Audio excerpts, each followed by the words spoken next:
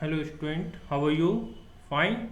Okay, today we are discuss about the production possibility curve. What is the production possibility curve? Production possibility curve is the base on the analysis that the factor of the productions are limited, but goods to be a problem are unlimited. As a result, a problem of the choice appears among the alternative uses of the goods and services. The economic face number of alternative combinations of the productions while which are called the production probabilities. It's called the production probability. किसी भी अर्थव्यवस्था के अंदर जब हम बात करते हैं कि उत्पादन की कितनी अधिक प्रोबेबिलिटी है या पॉसिबिलिटी है, तो इसके लिए हमको क्या करना होता है, उत्पादन के विभिन्न साधनों जो कि सीमित हैं को वस्तु या उत्पादित की जाने वाली जो वस्तु की जो क्वांटिटी है वो असीमित है।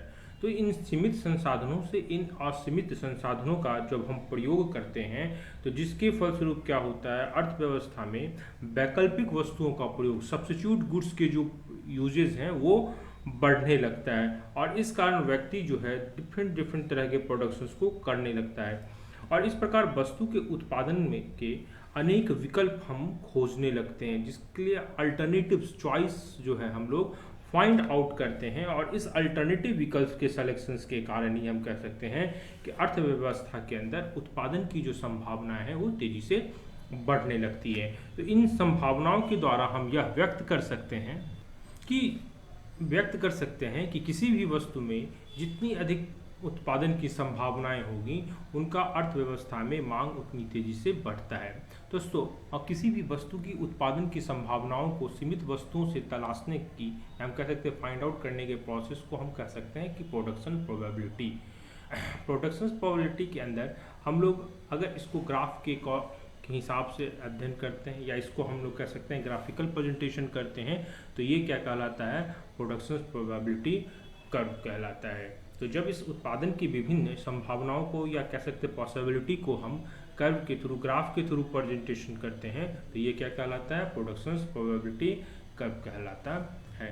तो किसी भी अर्थव्यवस्था के अंदर उत्पादन की क्या पॉसिबिलिटी है यह डिपेंड करता है कि उस वस्तु के कितने अल्टरनेटिव्स हैं। जितने ज़्यादा अल्टरनेटिव्स क्रिएट होंगे उत्पादन की संभावनाएं उतनी अधिक बढ़ने लगेगी। When we talking about the production possibility curve, so it is the economics curve of the economics. So all the possible combination of goods and services which can be produced in a economics, which available resources and the technology to। तो किसी भी अर्थव्यवस्था के अंदर जो विभिन्न combinations है या कह सकते हैं कि जो विभिन्न पॉसिबिलिटी है प्रोडक्शंस की, इसको प्रोडक्शंस पॉसिबिलिटी कर्व के थ्रू जो है हम लोग शो करते हैं, जिसके अंदर अर्थव्यवस्था में उपलब्ध विभिन्न संसाधनों का, इकोनॉमिक्स के अंदर जो हमारे पास अलग अलग संसाधन हैं इनको सबसे बेहतर तरीके से कैसे प्रयोग किया जाए या इनके प्रयोग से सबसे अच्छा जो आवश्यकता है उसको कैसे पूरा किया जाए, इसके बारे में तकनीकी रूप से हम अवेयर होते हैं या जानते हैं। Next topic is production probability curves exemptions.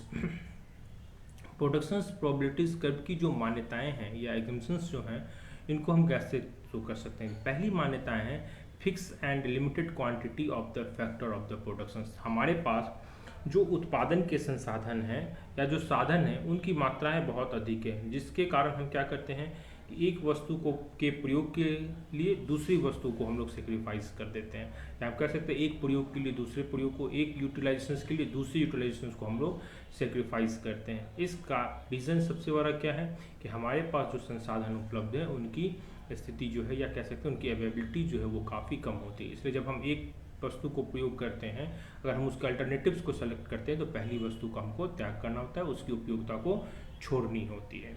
दूसरा है fuller and the efficient utilizations of the available resources। अर्थव्यवस्था में जो संसाधन हैं इनकी तो मात्राएं लिमिटेड है। तो ऐसे में अगर हम इन संसाधनों को सबसे बेहतर तरीके से प्रयोग ना कर पाए, तो हम कह सकते हैं इसकी सबसे इफ़िशिएंट तरीके से हम प्रयोग ना करें, तो इसका रिजल्ट क्या होगा? Wastage of the resources. और due to the scarcity of the resources, अगर हम इसका वेस्टेज करते हैं तो दूसरे लोगों की जो आवश्यकता है या दूसरे संसाधनों की जो उत्पादकता है वो इससे काफ़ी प्रभावित होती है।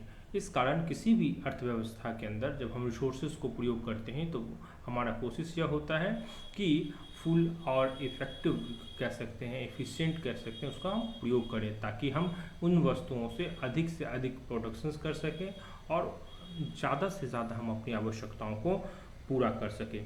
किसी भी संसाधनों के पूर्ण प्रयोग के लिए यह आवश्यक है कि हम उसके लिए तकनीकी रूप से यह कह सकते हैं कि हमारी जो एफिशिएंसी है, काम करने की जो क्षमता है या टेक्नोलॉजी है या हमारा जो वर्क नॉलेज है, उसको हम सबसे बेहतर तरीके से प्रयोग करते हैं, जिससे हमारी उत्पादकता जो है वो बढ़ती है और हमारे जो संसाधन है उसका हम फुल यूटिलाइज कर पाते हैं।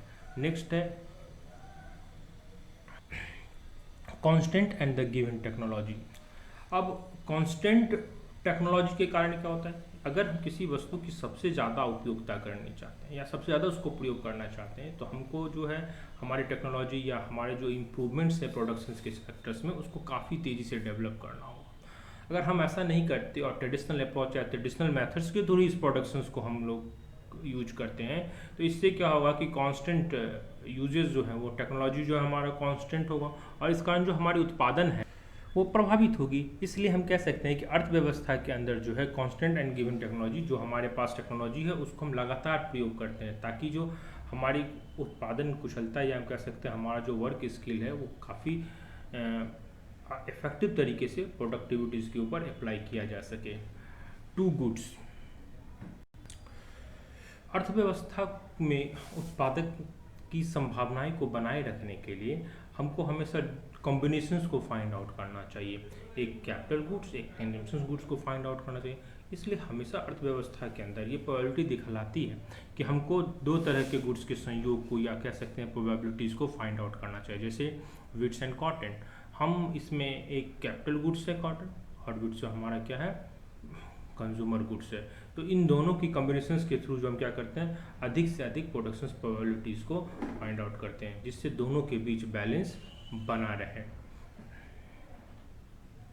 Okay, thank you. Next video में हम लोग जो है features of the production probability curve PPC के बारे में जानेंगे।